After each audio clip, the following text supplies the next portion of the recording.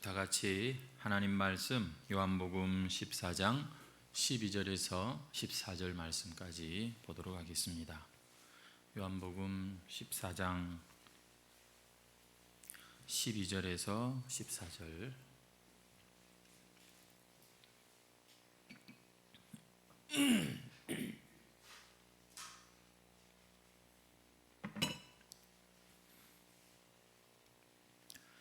찾으신 줄 알고 우리 함께 한 목소리로 합독하겠습니다. 시작. 내가 진실로 진실로 너희에게 이르노니 나를 믿는 자는 내가 하는 일을 그도 할 것이요 또한 그보다 큰 일도 하리니 이는 내가 아버지께로 감이라. 너희가 내 이름으로 무엇을 구하든지 내가 행하리니 이는 아버지로 하여금 영광을 받으시게 하려 함이라. 내 이름으로 무엇이든지 내게 구하면 내가 행하리라. 아멘. 오늘 본문 말씀으로 성전, 기도하는 집이라는 제목으로 함께 또 말씀을 살피도록 하겠습니다. 옆에 있는 분들에게 우리 한번 인사하시겠습니다. 하나님께서 늘 당신과 함께 하십니다. 인사하시죠. 아멘. 여러분, 지금도 하나님께서 우리와 함께 하시는 줄 믿으시기 바랍니다. 이 예배 가운데 진리의 성령께서 우리에게 깨닫게 하시고 믿음도 부어주시는 그런 시간이고, 또 이렇게 우리의 영혼이 살아날 때 여러분 또한 우리의 범사의 많은 문제들도 무거운 짐들도 다 해결받는 그런 복된 시간입니다. 믿으시고 우리가 하나님의 참 복된 성도들이 되시기를 다시 한번 바랍니다. 이곳에 하나님의 영이 함께하고 계신다는 사실, 우리의 예배에 성령께서 운행하시고 역사하신다는 이 사실, 여러분 이것이 왜 참 중요하냐면 교회가 교회다운 가장 교회다운 모습이 무엇이겠습니까? 그게 뭘까요? 환한 밝고 아주 찬란한 그런 것들이 교회를 교회답게 하는 것일까요? 하나님이 그곳에 함께 하시는 거, 하나님의 영이 그곳에 충만하신 거, 여러분 그게 바로 교회의 교회다움이고 예배의 예배다움이겠죠. 그래서 우리는 하나님의 임재가 있는 그곳을 성전이라고 합니다. 구약시대 때는 성전이었고, 그리고 이제는 이 성전의 개념이 조금 바뀌었습니다.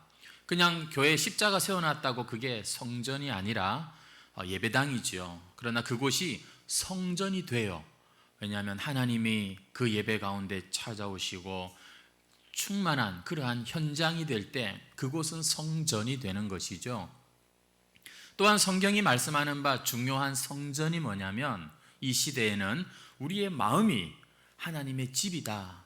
이제는 우리가 하나님이 임하시는 바로 그러한 성전된 자들이다. 너희 몸이 하나님이 기뻐하시는 성전이라는 것, 우리가 참 잘 알고 있는 것이죠. 이렇게 이제는 보이지 아니하시지만 그 하나님을 믿고 하나님이 저 위에 계신 분이 아니라 늘 나와 동행하신다는 이 사실을 깨닫고 그 믿음으로 살아가는, 하나님과 바로 동행하는 자가 성도라고 우리가 말할 수가 있겠습니다. 여러분, 죄라고 하는 것을 우리가 여러 가지로 표현할 수 있는데, 이 에덴 동산에서 아담이 딱 죄를 짓고 나니까 바로 나타나는 그 현상을 보면 죄는 이런 것이구나 알 수가 있는데요, 그건 바로 하나님을 두려워서 무서워서 피하는 바로 그것입니다. 아담아, 하나님, 그렇게 너무너무 행복했던 에덴 동산, 바로 천국 같은 그곳이 딱 범죄하니까 어떻게 버려요? 숨어버립니다. 자기를 가리려고 합니다. 이게 바로 죄의 어떤 모습인 것이죠. 죄란 이런 겁니다. 하나님과 함께, 하나님과 이렇게 교통하고 하나님을 이제는 아는 삶이 아니라 하나님을 떠난 삶, 그죠? 하나님을 모르고 그냥 사는 바로 그 자체가 성경은 죄라 하고 말합니다. 꼭 무슨 나쁜 죄를 지어서 그것도 죄지만 하나님을 떠나 사는 죄, 떠나 사는 모습. 그래서 이 가인이 죄를 짓고 에덴을 떠나서 동편 땅으로 가지 않습니까? 거기 가가지고서 자식 놓고 그리고 뭐 잘 살아요. 거기서 막 건물주도 되고, 자식들도 막 그냥 유명하게 잘 나갑니다. 하지만 그것을 성경은 죄라고 말합니다. 왜? 하나님 없이 열심히 사는 거예요. 하나님 없이도 막 최선을 다해서 살아가는 이 세상의 수많은 사람들의 모습, 바로 이게 하나님 보실 때는 안타까운 죄의 모습인 거예요. 하나님과 떨어져 살고 있는 바로 그 모습이죠. 여러분, 이렇게 하나님을 떠난 인간들의 모습은 자연스럽게 사람과의 관계에서도 표가 납니다. 그냥 자연스럽게 받아주고 인정해주고 너 잘났다 세워주고 이런 게 잘 안 되고, 이 자기의 이 감옥에 갇혀 있기 때문에 자기 집착, 자기 애라고 할까요? 성경은 끊임없이 우리의 못난 자아를 깨트리고 우리 안에 생명이 흘러나오는 그러한 자로 살라고 명령하시는데, 이 딱 자기 감옥에 갇혀 가지고서 다른 사람과의 관계가 쉽지가 않은 것이죠.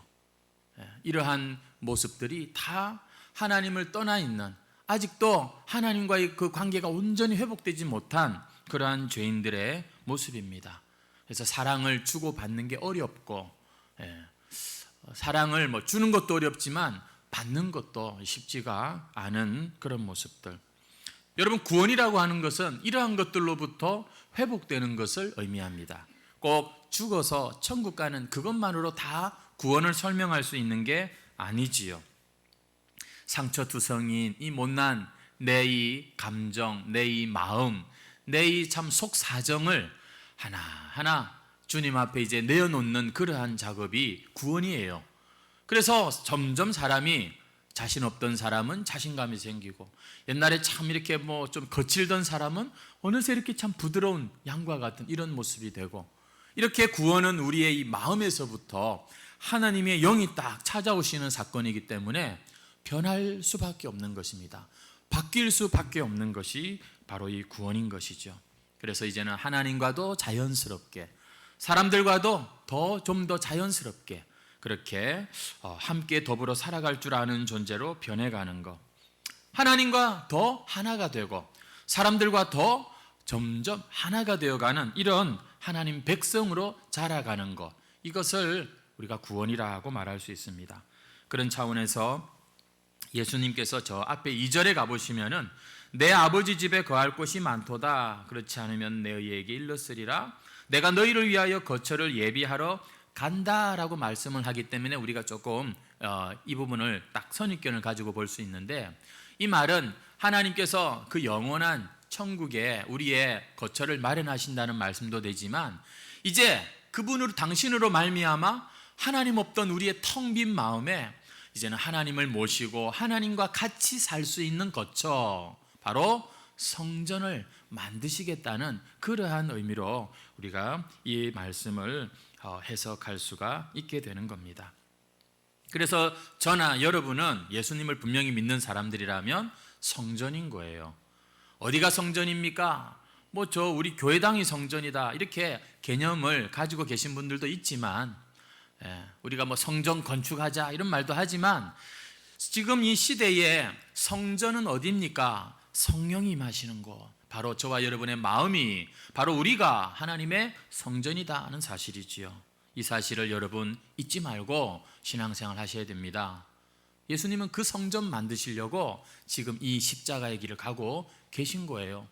하나님 없이 살던 우리의 황량한 마음에 이제는 하나님으로부터 불어오는 이 따뜻한 바람, 하나님께로부터 빛이 오는 이 따뜻한 햇살을 우리에게 주시려고, 그래서 우리 안에 있던 그 어두컴컴하고 그 냄새나고 그 더러운 것들이 그냥 말라져 버리고 떠나가게 하려고 우리의 마음을 고치시는 이 작업, 이게 바로 구원의 역사인 것이죠. 한번 따라 하시겠습니다. 나는 하나님의 성전입니다. 여러분, 내가 하나님의 성전이라니까요. 여러분 안에 하나님의 영이 계십니다. 예수를 믿으면 그 축복이 임하는 거예요. 그래서 우리는 이 사실, 이 진리를 붙들고 살아가야 되는 거예요. 왜? 여전히 눈에 보이는 이 세상과 여전히 아직도 부족한 나와 이 모든 환경과 역사하는 영은 우리를 자꾸 거짓으로, 눈에 보이는 이것으로 우리를 자기가 막 다스리려고 하는데 아니요. 우리는 이 진리로 우리의 마음을 붙들고 매일매일 그 믿음의 싸움을 싸워야 되는 거예요. 아니야, 나는 그리스도의 피로 거듭났어. 지금 나는 하나님의 영이 떠나지 않고 계셔. 그러면서 우리는 이렇게 싸울 줄도 알고 이 구원의 길을 우리가 계속 잘 걸어가야 되는 것이죠. 오늘 우리가 살펴본 오늘 우리가 읽은 이 본문 말씀은 이제 우리가 하나님이 그 임재하시는 성전이라 하는 이 사실을 전제로 우리가 도대체 이 성전이라는 것은 그럼 어떤 존재로 살아가는지를 구체적으로 가르치시는 말씀이 오늘 본문의 말씀이 됩니다. 그것은 바로 이 하나님이 임재하시는 성전은 바로 하나님께 기도하는 집이라는 것입니다. 마가복음 11장 17절에 유명한 말씀이 있죠. 이에 가르쳐 이르시되 기록된 바 내 집은 만민이 기도하는 집이라. 여러분, 하나님과 동행하는 성전된 사람들의 모습을 보니까 너무나 분명한 특징이 하나 나타나는 게 그 사람이 그 누구든지 간에 예수를 믿고 그가 성전이 되면 그는 기도하기 시작하는 것입니다. 하나님의 집은 기도하는 집이기 때문인 것이죠. 여러분, 예수를 믿으면 반드시 그 사람은 기도하게 되어 있습니다. 아버지, 하나님을 인식하고 그 하나님께 자꾸 이제 나아가는 기도. 보통 우리가 기도 그러면 이건 굉장히 무거운 하나의 어떤 종교적인 짐으로 느끼는 분들이 많은데 이게 여러분 내가 하나님의 구원받은 성전된 자라는 것을 가장 첫 번째로 보여주는 특징이 바로 기도할 줄 알게 된다는 것이에요. 여러분, 지금 예수님께서 이 본문의 상황은 계속해서 지금 그 유월절 마지막 그 식사 자리 가운데 그 제자들과의 그 대화 속에 지금 이 말씀들이 나오고 있는데요.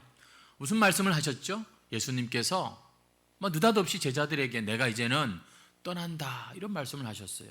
너희들이 이제는 따라올 수 없다. 지금은 따라올 수 없다. 이렇게 말씀하니까 예수님의 제자들이 마음에 근심이 안 생기겠습니까? 염려가 되잖아요. 근데 오늘 본문 말씀은 주님께서 너희들이 절대 염려할 필요 없어. 그 이유를 지금 말씀하시는 거예요. 한번 우리 12절 말씀을 다시 한번 읽겠습니다. 시작.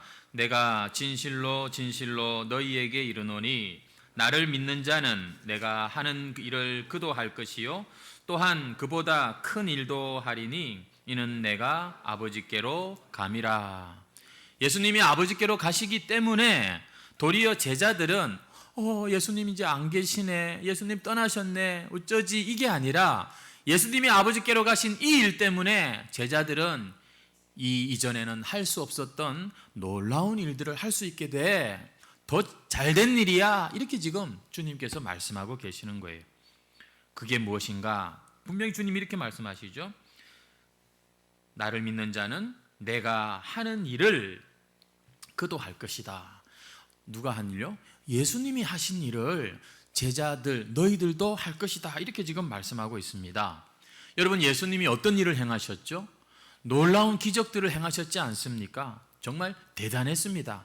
그 당시에 그 많은 사람들이 예수님을 주목하고 따라 설 수밖에 없을 정도로 예수님은 놀라운 기적들을 많이 행하셨고 이것은 단순한 기적이 아니라 바로 예수님이 메시아이신 것을 나타내는 표적이라고 우리가 잘 알고 있죠. 어떻게 그런데 예수님이 행하신 그 일을 제자들도 할 수 있을까요? 이게 말이 안 되죠. 예수님이니까 하실 수 있는 일이고 우리는 할 수 없잖아요. 근데 예수님은 내가 하는 일을 너희도 할 것이다. 어떤 자들이요? 나를 믿는 자는. 이 보니까 제자들만 하는 게 아니라 오고 오는 세대에 예수님을 믿는 자는 그도 내가 했던 일들을 할 것이다. 이렇게 말씀하고 있습니다. 이게 좀 말이 안 맞는 것 같은데 그러면은 수많은 예수님 같은 그런 이 기적을 행하는 사람들이 있었어야 되는데 우리가 예수님의 행하신 일들이 눈으로 볼 때는 기적이지만 그 기적의 의미는 뭐냐면 앞서 말씀드린 대로 이제 하나님의 나라가 찾아왔다. 이 땅에 이제 내 백성들을 가두고 속이고 억압하던 이 원수의 세력들은 이제 끝장났다. 이런 증거로, 이런 표시로 예수님에게서 그런 능력들이 나타난 거죠. 죽은 영혼을 살리시고 어두운 영혼들을, 이 잠자는 영혼들을 깨우시고 원수 마귀 사단의 세력을 결박하시고 쫓아내시는 그런 차원에서 하나님의 나라가 왔다, 그런 차원에서 예수님의 기적을 우리는 해석할 수 있는 것이죠. 이 일들이 여러분 제자들을 통해서 일어날 것이다. 심지어 제자들로 말미암아 예수님을 믿게 된 수많은 예수님을 믿게 된 성도들이 예수님과 같은 그런 일을 할 것이다. 우리는 이 일을 사도행전에서부터 발견할 수가 있습니다. 예수님의 제자들이 어떻게 예수님 승천하신 후에 성령이 오셨을 때 얼마나 놀랍게 변화되었고, 오히려 예수님 혼자서 하실 수 없는 그런 수많은 일들이 일어나는 것을 우리가 알 수가 있죠. 지금도 마찬가지입니다. 성도 여러분, 우리가 참 작고 초라하고 평범하고 연약한 존재이지만 우리 안에 계신 분은 이 세상보다 크신 분이심을 믿으시고, 여러분, 우리는 믿음으로 살아가는 자들입니다. 세상 사람처럼 내가 얼마나 통장에 잔고가 있으며 내가 얼마나 건강하고 잘난 사람인가, 이런 걸 가지고 사는 사람이 아니라 내 안에 그분이 계신다, 주님은 나와 함께 하신다. 그래서 우리는 지금도 예수님이 하셨던 일을 할 수가 있는 자들입니다. 우리가 믿고 순종하면 주님은 나 같은 작은 자를 통하여서 이 세상에 강하다고 하는 자, 잘났다고 하는 자들을 부끄럽게 하시는 하나님의 도구로, 마치 예수님을 그렇게 귀하게 도구로 쓰신 것처럼 우리도 그런 도구로 사용하실 줄 믿습니다. 그런데요, 거기서 그치는 게 아니에요. 이보다 더 큰 일도 한다라고 말씀하시죠.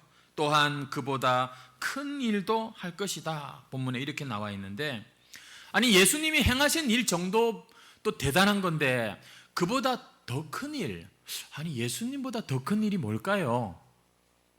예수님이 행하신 일보다 더 큰 일, 우리는 그러한 것도 이 교회 역사를 보면 알 수가 있습니다. 지금도 여러분, 이 주님께서 시작하신 그 구원의 역사가 계속해서 온 세계 방방곡곡에서 이 하나님의 나라가 확장되어 가고 있는, 여러분, 이런 모습, 참 우리가요 보면은 저 사람은 예수 믿을 사람이 아닌데, 믿을 수 없는 그런 사람들인데 하나님께서는 천에 하나 만에 하나 택하시고 불러가지고 그를 그 불신의 가정에서, 그 어두운 환경에서 건져내시고 하나님 백성 삼으시는 그런 모습을 우리가, 여러분, 지금도 주변에서 얼마나 많이 우리가 볼 수 있습니까?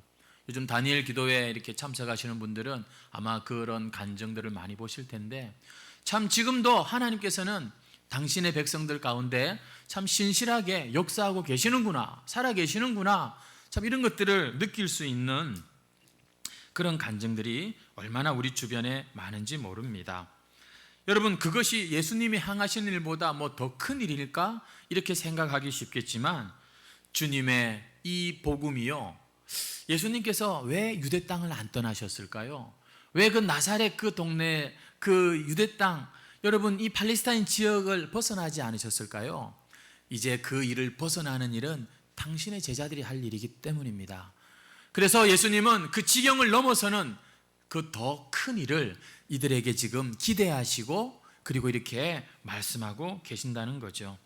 우리가 그냥 단순히 어떤 사이즈로 뭐 예수님보다 더 큰 일이라고 생각하지 마시고, 지금 이 하나님의 복음을, 그리스도의 이 피의 복음을 지금도 기꺼이 목숨 바쳐가며 여러분 위험한 곳으로, 참 어려운 환경으로 찾아가서 복음을 전하는 이 수많은 주의 종들을 생각할 때 우리는 더 큰 일을 하고 있는, 여러분, 이 주님의 이 기대를 이해할 수가 있게 되는 것이죠.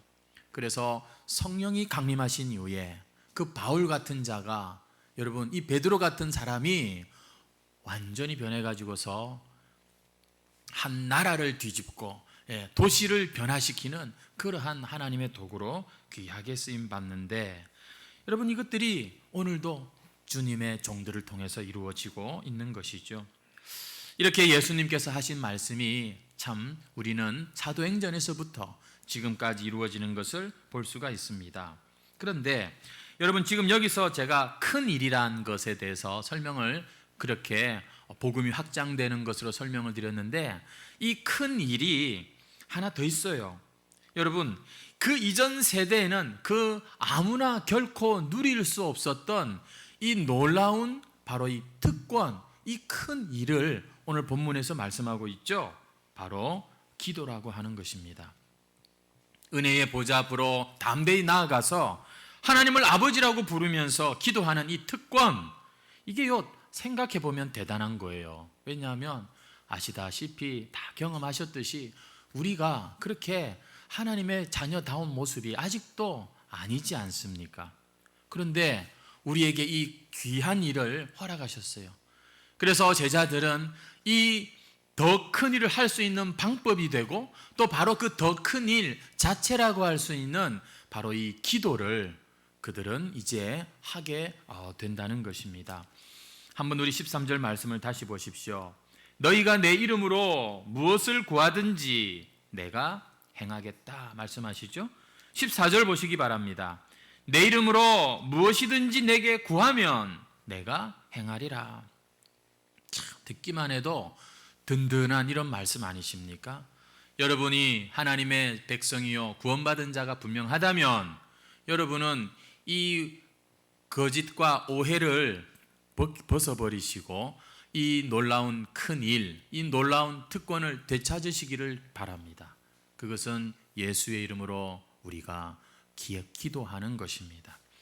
예수님의 이름으로 우리가 무엇이든지 구하라. 주님께서는 오늘 이렇게 약속하고 계십니다. 우리가 원래 죄인이었지만 이제는 예수님의 이름으로 하나님 앞에 당당히 나아가서 요구할 수 있는 그런 자격을 갖게 되었기 때문에 지금 이 놀라운 큰 일을 말씀하고 계시는 겁니다. 예수님 이름, 여러분 그 이름에 얼마나 큰 권세가 있는지 우리가 다 알 수 없지만 그래도 대충 느끼고 알고 있지 않습니까? 여러분, 하나님 자녀의 권세는 바로 그 이름을 사용하여 기도하는 바로 그것입니다.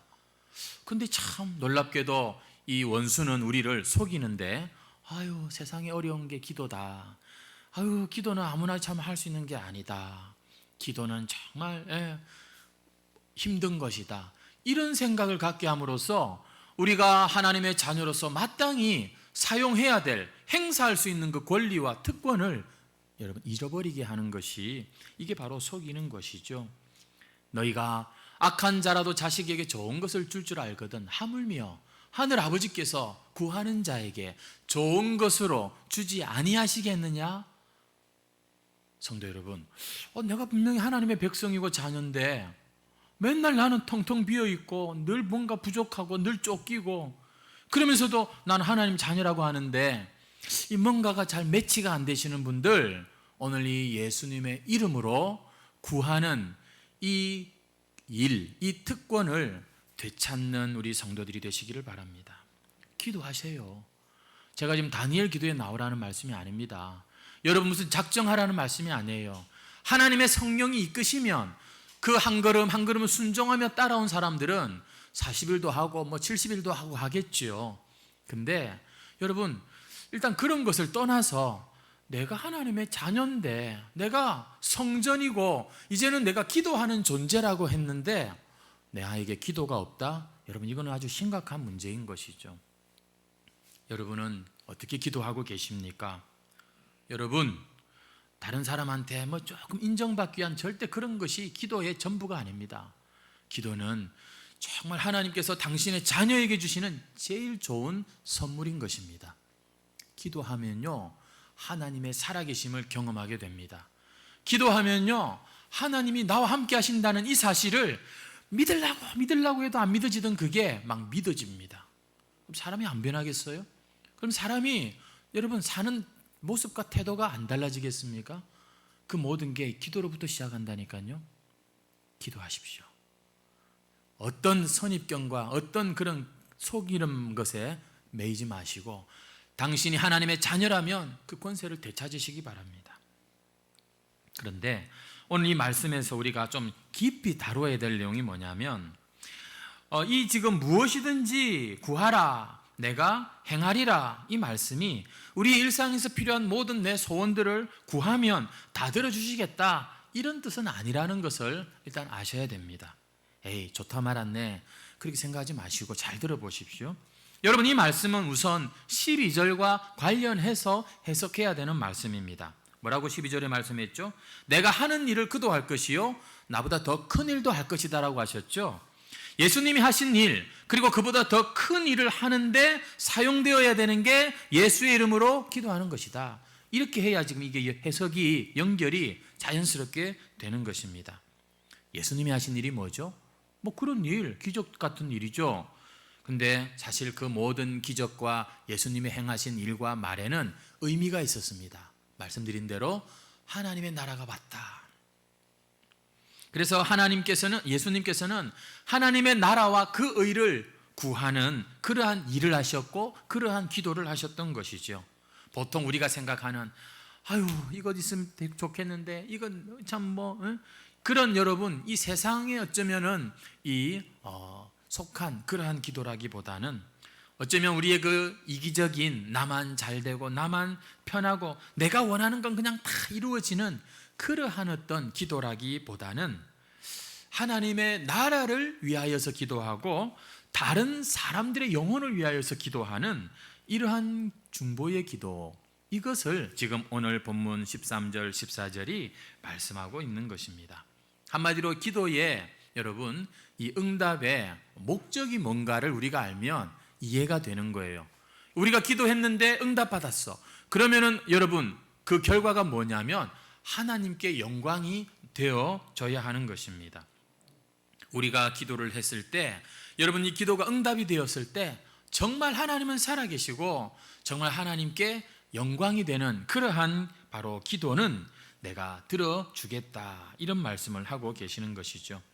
오늘 이 말씀을 보면은 우리 예수 믿는 사람들이 어떤 인생을 살아야 할지를 알 수 있는 그런 말씀이 됩니다. 그것은 그렇네, 이제는 우리가 이 기도를 통해서 예수님이 하신 일을 이어받아야 되겠구나, 이런 생각을 하게 됩니다.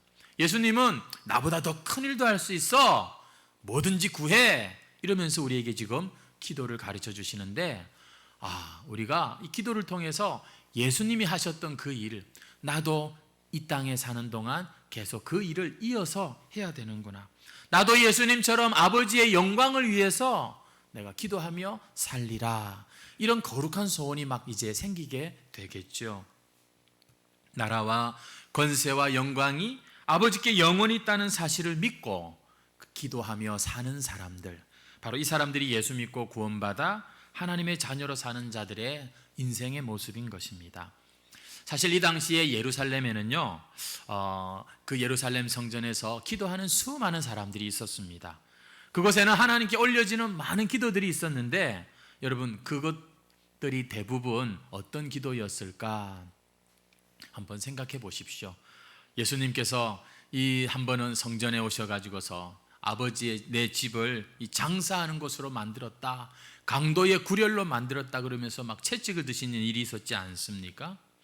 예수님이 보실 때 이 성전이 하나님의 영광을 나타내는 그러한 기도, 그러한 일들이 나타나야 되는데 전부 자기 욕심과 자기가 뜻하고 자기가 바라는 그런 것들이 난무하는 곳이 되었을 때 예수님께서 채찍을 드시는 모습을 우리가 알고 있죠.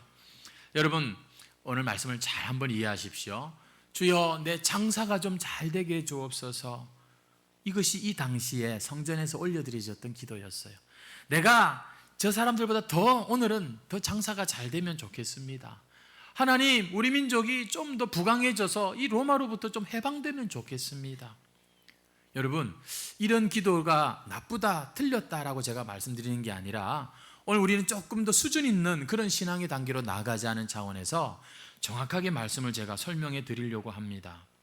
오늘 우리가 하나님 앞에 기도를 해야지, 그래 그러면 내가 예수님 기도해야지, 근데 공부도 잘하게 해주세요, 더 부자 되게 해주세요, 결혼 잘하게 해주세요, 여러분 이러한 기도들 할 수 있습니다. 할 수 있지만 여러분 단지 거기서 머무는 것으로 기도를 우리가 이해를 한다면 그 기도는요, 옛날 우리 어머니들이 그 나무 아래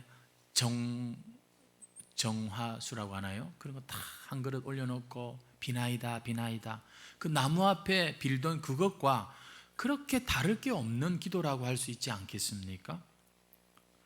그게 또 뭐가 나쁘다고 할 수 있겠어요? 우리가 참 부모님이 그렇게 자식을 위해서 기도하고 우리가 그렇게 뭔가를 진심으로 비는 것이 뭐 나쁘겠습니까? 목사님도 보니까 뭐 설교 마치고 기도할 때 사업이 잘 되게 해주시고 뭐 자녀들 위해 기도하시더만요. 맞습니다. 근데 여러분, 우리는 누군가를 위해서 중보할 수 있고 또 나의 필요를 구할 수 있습니다만, 분명한 사실은 예수님의 이름으로 기도한다는 건 예수님이 지금 응답하시고 예수님이 참 들으신다고 나중에 보면 알 수 있는데, 이 기도는 내 기도가 아니라 예수님의 일이라는 것을 우리가 알아야 된다는 거예요. 여러분, 지금도 예수님께서는 우리에게 구하라, 내가 듣고 내가 행하리라 하시는데, 왜?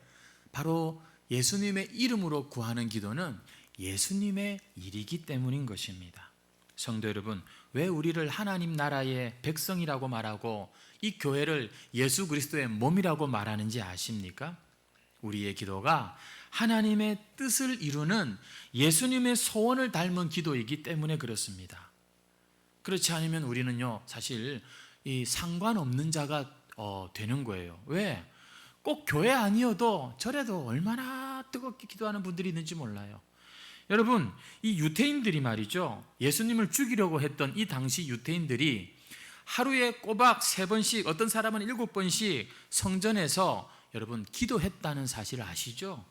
정말 기도 열심히 했던 사람들입니다. 여러분, 한때 우리 지금도 마찬가지지만 이 세상을 온통 테러의 공포로 몰아넣고 있는 그 극단 무슬림들 말입니다. 이슬람 이 사람들의 기도 시간 얼마나 철저하게 지키는지 아세요? 제가 경험했거든요. 나는 지금 바빠 죽겠는데 빨리 가야 되는데 우리 그 당시 교회에 고용되어 있던 이 기사가 꼼짝을 안 하는 거예요. 문 열고 들어가 봤더니만 엉덩이를 저 하늘로 치켜들고 이러고는 기도하고 있더라고요. 그 기도 시간 자기는 목숨 놓고 지키더라고요. 이거 안 지켜주면 나 일 안 해. 이게 그냥 아주 평범한 이슬람 사람들의 여러분 태도입니다. 와, 기도에 대해서 얼마나 열심을 가졌는지 몰라요. 그래서 우리는 기도라고 할 때 얼마나 뜨겁게 열정적으로 많이 이런 것을 먼저 생각하기보다 기도라고 하는 것이 내가 얼마나 지금 예수님이 원하시고 예수님의 성품을 닮은 기도인가, 이거부터 확인하시는 그런 습관을 가지셔야 되는 거예요. 내 기도가 얼마나 내 나라, 내 왕국을 위해서가 아니라 하나님의 나라와 하나님의 뜻을 이루는 기도인가, 이것부터 점검할 수 있다면 그분은 아주 믿음이 성숙한 분이세요. 물론 우리는 내 필요를 위해서 구해야 돼요. 우리는 구할 수 있습니다, 뭐든지. 하지만 하나님의 성령은 우리의 그런 기도를 점점 아버지의 뜻을 이루고 예수님이 움직이셔야 되는 그러한 하늘의 일로 기도 제목을 바꾸신다는 거 아세요? 많은 분들이 기도하러 앉았다가 무릎 꿇고 기도하다가 기도가 바뀌어요. 뭐 간단하게 설명하면 주여 뜻대로 하시옵소서, 이렇게 기도가 내 것을 주장하다가 아버지 당신의 뜻이 제일 좋습니다, 이렇게 바뀌어요. 그러면요 벌써 그 마음엔 천국이 딱 임하고 있는 것을 볼 수가 있죠. 그런 사람의 여러분 필요라면 하나님이 알아서 구해주시지 않겠습니까? 내가 막 애걸복걸 안 해도 어쩌면 그 하나님의 나라가 임한 기도자의 마음이라면 벌써 기도는요 여기서 승패가 나는 거지 않습니까?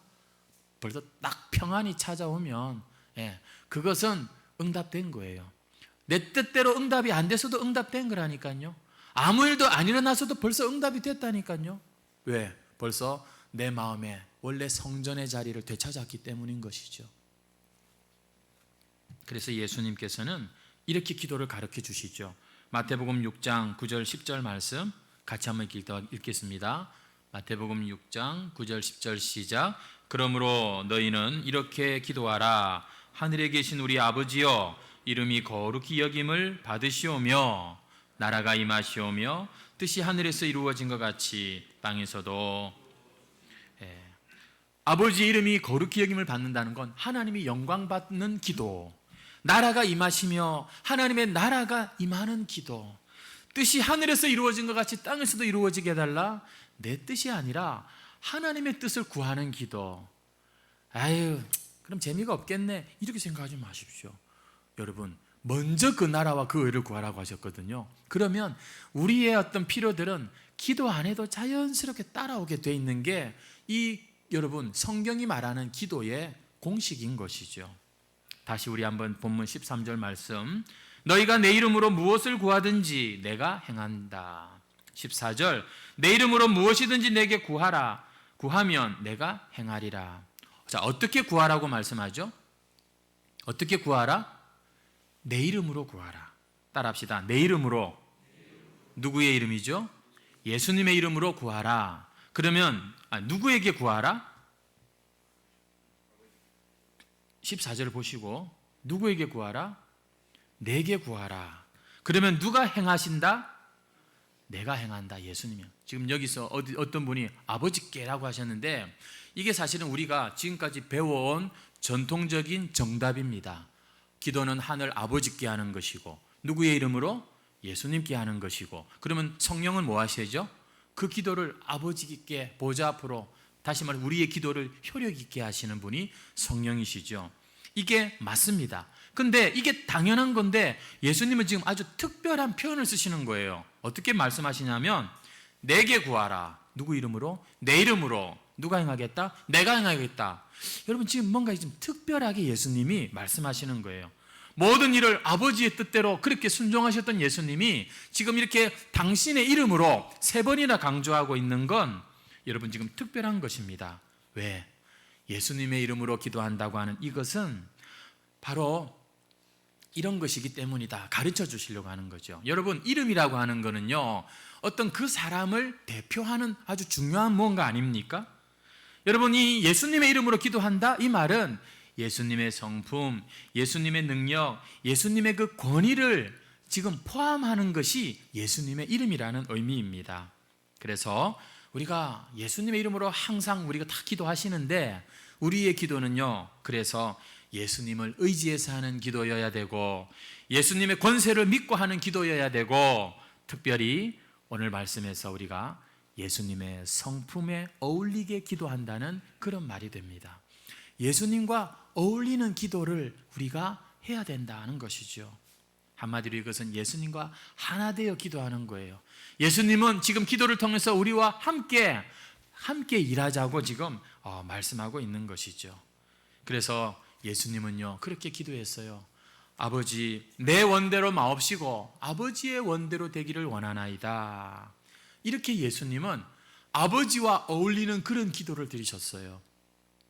오늘 우리의 기도가 예수님과 어울리는 기도입니까? 어떤 기도가 예수님과 어울리는 기도일까요?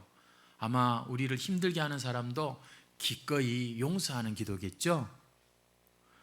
단지 내 집단과 어떤 내가 속한 그런 것만이 우선이 아니라 온 세상 영혼들을 불쌍히 여기시는 그 아버지의 넉넉한 마음으로 기도하시는 것이겠죠? 내 기도를 받아야 돼 이래가지고서 막 그렇게 힘있게 하는 기도가 아니라 어쩌면 참 지극히 겸손한 그러한 기도가 예수님과 어울리는 기도 아니겠습니까? 나를 위해서가 아니라 다른 사람을 위해서 하는 기도. 여러분, 어쩌면 우리는 그동안 기도한다고 하면서 예수님의 이름으로 기도한다고 하면서 나를 드러내고 싶은 이런 수준도 있을 수 있고, 어쩌면 기도한다고 하면서 막 다른 사람을 판단하고 정죄하는 죄를 지었을 수도 있고, 어떤 분은 막 기도한다고 하면서 설교를 하는 이런 분들도 있을 수도 있을 텐데, 여러분, 그런 기도는 주님이 기뻐하시는 기도가 아니에요. 예수님의 이름만 빌리지 마시고 예수님과 어울리는 이런 기도를 우리가 드릴 수 있어야겠습니다. 왜냐하면요, 이게 단순히 참 목사님 오늘 수준 있는 설교 하시네, 그래 예수님의 이름으로 하는 기도니까 뭐 그런 갑다가 아니라, 이게 너무 중요한 게 우리 마태복음 7장 22절 23절 말씀, 그날에 많은 사람이 나더러 이르되 주여 주여 우리가 주의 이름으로 선지자 노릇하며 주의 이름으로 귀신을 쫓아내며 주의 이름으로 많은 권능을 행하지 아니하였나이까 하리니, 그때 내가 그들에게 밝히 말하되 내가 너희를 도무지 알지 못하니 불법을 행하는 자들아 내게서 떠나가라. 여러분, 오늘 우리의 이 기도가 어떤 기도인지 한번 우리 다시 살펴볼 수 있는 기회가 되면 좋겠어요. 우리의 기도는 무엇을 위한 기도여야 합니까? 와, 오랜만에 기도하면 했더만은 뭐 그냥 시원하다, 카타르시스가 느껴지는 그런 기도만이 성공적인 기도일까요? 여러분, 기도는 진리와 생명이 되신 예수 그리스도, 그분과 참 어울리는 그런 기도가, 예수님께서 무엇이든지 구해라 내가 다 행하리라 약속이 있는 기도인 줄 믿습니다. 불의를 행하더라도, 세상 현실에 타협해서라도 내가 성공해야 돼요, 내가 잘 먹고 잘 살아야 돼요, 내 자식들 잘 되는 걸 나는 봐야 돼요. 여러분, 우리가 그런 기도를 무조건 틀렸다라고 말할 수는 없겠지만, 그러나 예수님의 기도는 오히려 자기를 기꺼이 내려놓고 세상의 사람들이 볼 때 뭔가 잘 못되는 그런 길로 가는 기도였고, 그러한 것이었죠. 그런 차원에서 어쩌면 기도는요, 우리를 내려놓는 시간이고, 내가 깨어지고 내가 부서지는 그러한 시간이 바로 이 기도의 시간인가 싶습니다. 예수님과 상관없는 기도가 아니라 진리와 생명의 성령이신 성령께서 들어주실 수 없는 그런 기도가 아니라, 주님께서 기뻐하시고 주님께서 들어 사용하실 수 있는 그런 기도가, 여러분, 우리의 기도가 되어야 할 것입니다. 오늘 주님께서는 우리에게 너희가 성전이다 라고 말씀을 해주셨고요, 이 성전은 그 무엇보다도 내 집은 만민의 기도하는 집이다 설명하신 것 같이, 기도가 바로 성전된 가장 특징이고 바로 그 모습이죠. 오늘 여러분의 마음이, 또 여러분의 가정과 심지어 직장과 이 세상의 일터가 거룩한 성전이 되는 곳이기를 바랍니다. 그러려면 여러분, 우리의 입술에서 하찮은 말이 나오는 것이 아니라 하나님의 영광과 참 하나님의 그런 참 진리가 선포되는 그런 입술이 될 때 하나님의 영광을 받으시고, 그 모든 기도와 그 모든 대화 속에서 우리의 그것들을 듣고 계시는 주님께서 우리의 기도에 반드시 응답하실 줄 믿고, 아무쪼록 주님의 이 일을, 이 과업을 이어가는 기도하는 우리 해광교회 되시기를 주의 이름으로 축원합니다. 찬송가 366장 찬송 드리겠습니다.